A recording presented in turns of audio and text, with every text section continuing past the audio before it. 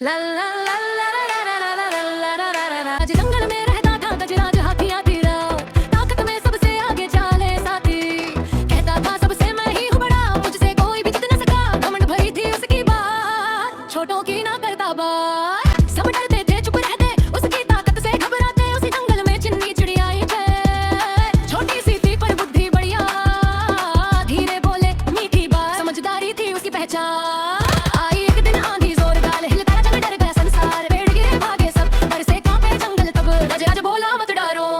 सब संभाल लो।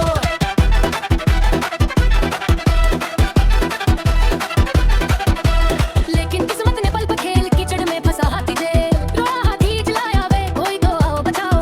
बड़े जानवर दूर खड़े डर के मारे कुछ ना करे।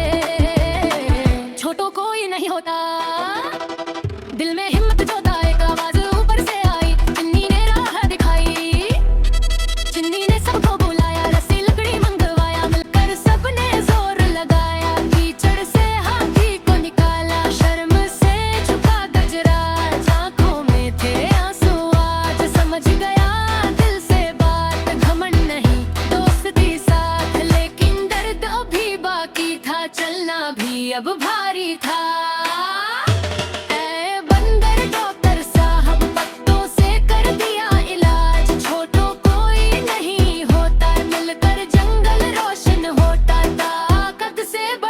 प्यार दोस्ती है सबसे महान।